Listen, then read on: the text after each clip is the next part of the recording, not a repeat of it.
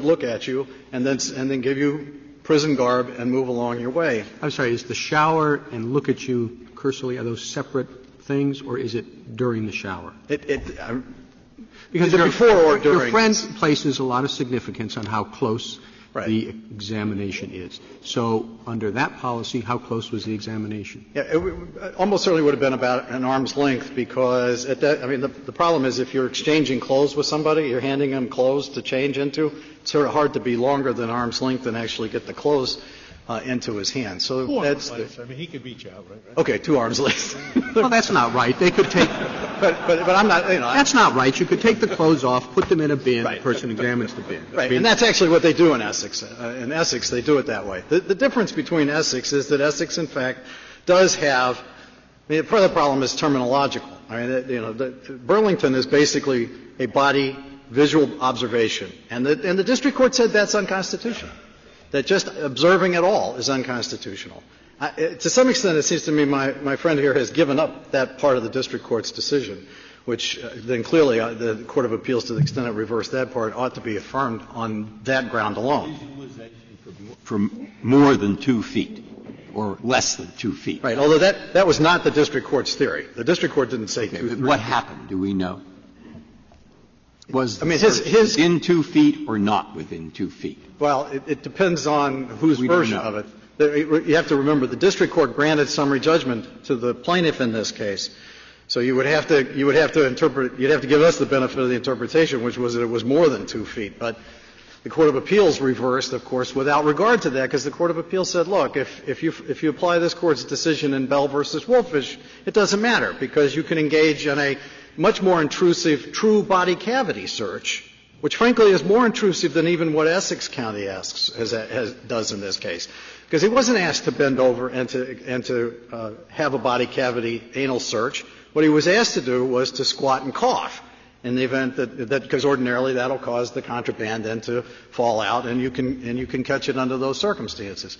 So that's sort of the context in which this issue comes up. Mr. Phillips, if I could understand your position, you think that there's no reasonable suspicion even for that more intrusive body cavity search. Is that right? That's correct. And that's the rule of law. And does it matter to you whether the person is being introduced into the general prison population, or would you also say that if the person is not being introduced into the general prison population, do you still think that there's no reasonable suspicion requirement? I would say, from my perspective, I think even if they weren't going to be admitted into the general prison population, because the risks remain too substantial. But the truth is I don't have to defend that argument, because both of these jails admit their inmates into the general population 99.9% of the time. So that's not a line we draw. Would you say that regardless of the offense for which the person is arrested? There have been some stories in the news recently about cities that have taken to arresting people for traffic citations. So suppose someone is just arrested because they have a lot of tickets for being caught on speed cameras, let's say. That person can be subjected to the searches that you're describing? Yes, Justice Alito. I think the basic principle we're asking for is that the deference to the jails and to the administrators of the jails requires that this Court respect their judgment that you can't make a distinction based on that specific individual, that whether somebody is a minor offender or a major offender, one, is never all that clear and in the first place, and two, isn't a basis on which to distinguish the risks that it poses to the Try the ABA. The ABA is minor offenses, not drugs, not violence. And there you have to have reasonable suspicion. Now, I've read through the briefs, and I can't find a lot of contrabanders that were caught in that category. In fact, my law clerk thinks it's 1 out of 64,000 or less. So what is the justification for a rule to avoid reasonable suspicion in that category? If you look at the expert testimony that was before the Court in the district court in this case, both the expert testimony of the plaintiff and the expert testimony of the defendant, this is at 348A of the Joint Appendix. It says a greater presence of contraband amongst those individuals that have minor offenses. That's their expert's characterization, that minor offenders bring in more contraband than major offenders. Our expert said misdemeanors can be more dangerous and more likely to bring in contraband. The conclusion, and we have a lot of practical experience because different states have different rules, and San Francisco came in with I think the toughest on your side, for your side. I just say, looking through that, it's very hard to find somebody who really was in this minor offender category, who really was found to have contraband. So what should I look at to show that my initial reaction from a quick reading is wrong? Well, I think you can go back to Bell versus Wolfish, where this Court said that the fact that there is not a lot of contraband being found may be a testament to the effectiveness of the deterrence. So why do we change the policy? In Bell, we found that the policy was successful. Even though there was searches, contraband still got in. So virtually every circuit, in practice, the federal system, have been following this reasonable suspicion for minor crimes, and they've been fairly successful. So why do we change the constitutional rule to let them do more? Well, I think to invade more. Well, I think, first of all, anybody who thinks that the problems of contraband are less serious today than they were in 1978 is ignoring reality. I understand contraband is serious, but most of the studies point to it not being on intake, but coming in through guards, coming in through contact visits. The great cause today is that from corrupt correction officials. Well, we can debate that, but Justice Sotomayor, it seems to me that the fundamental principle that ought to undergird the entirety of the Court's analysis here comes out of Turner versus Safley and that line of cases. So could I ask you something just in terms of your rule? I think your brief says your rule is you're not entitled constitutionally to any right of privacy in prison. If that's the case, are you saying that if the prisons decide on a manual search, every prisoner who comes in, correction officers can manually check their cavities? No, Justice Sotomayor.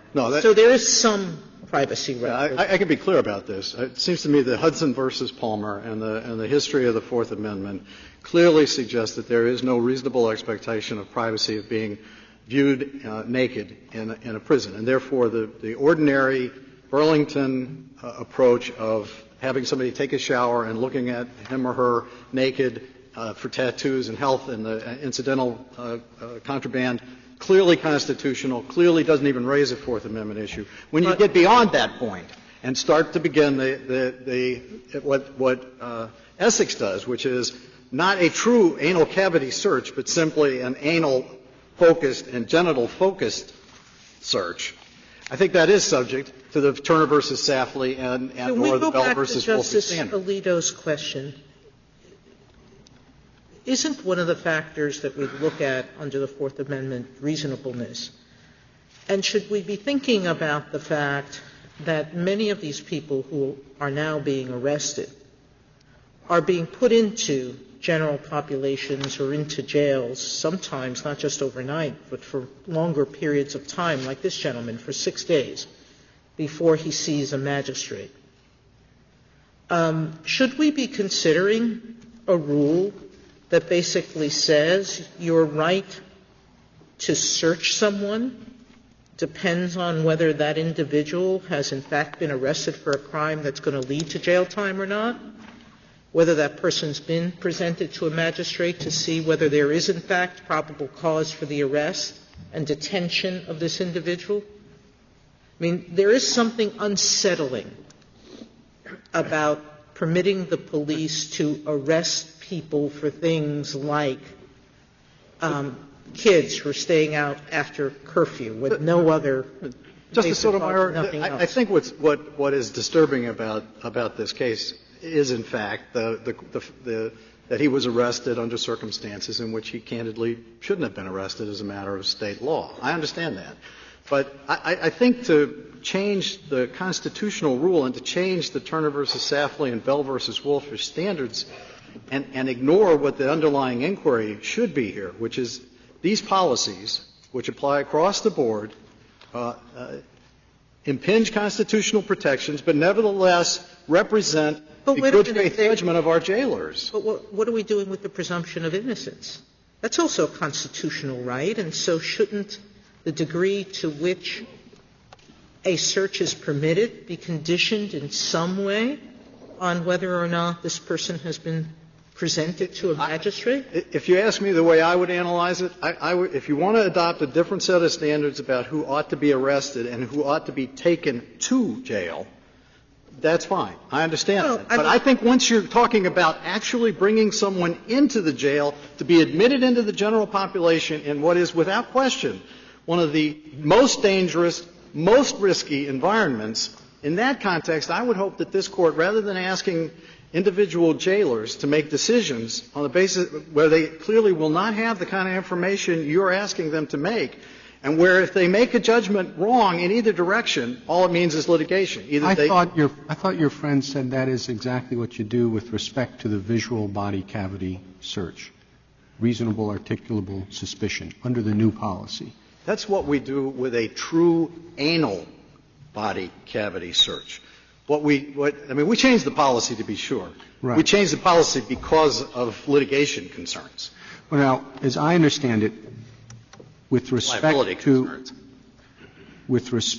to visual body cavity searches, you require a particular individual reason, right? Yes. Okay. And you don't require that with respect to simple strip search. Right. Okay. So you agree with your friend that the only thing at issue here is how close the guard is going to be to the individual who you have no reasonable suspicion to think is different than anybody else during a simple strip search. Well, he says 2 feet is too close, 5 feet or whatever is okay. You want to go to 2 feet. You don't want to have to stand back to 6 feet. That's all the case comes down to?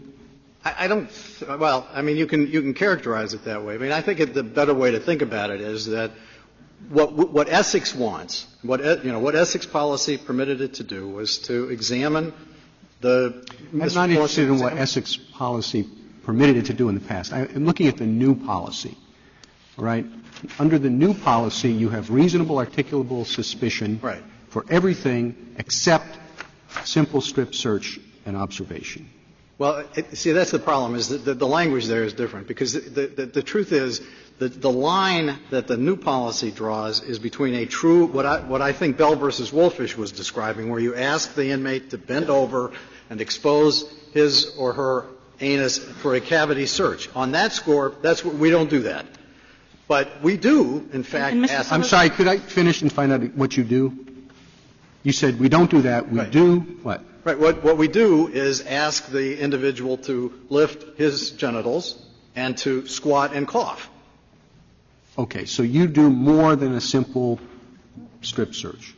Right. Slightly more than a simple strip search. But I don't think that's the line to draw anyway. There is still an issue in the case beyond the ordinary visual inspection, and that is this. Even though you have changed your policy now, right, we're still liable. The question remains whether that change in policy was constitutionally required, so that when you treated the plaintiff in a different fashion under the old policy, that was a violation of the Constitution. Doesn't that question remain in the case? That question clearly remains in the case. Okay, so there are two questions. So you have to consider both, the pure visual and also the inspection for contraband. Right. The only point I've been trying to make here is that if you look at the way the district court analyzed the case, the district court split it up, and it's the basis of the class distinction versus Does the record or common experience justify an argument that if you have the person who stopped just for a traffic ticket, but that person is going to be in custody for 5 or 6 days, that person might well prefer an institution where everyone has been searched before he or she is put into the population with? Yeah, Justice Kennedy, there actually is testimony in the record from the warden saying that in order to ensure everybody's safety, we are better off with a blanket policy that says that we're going to engage in some form of the search. Essex has a slightly more intrusive one, but it is all designed to accomplish the same thing. It's not just designed to ensure against contraband and that. It's designed to ensure that there isn't somebody like Mr. Florence who's going to end up being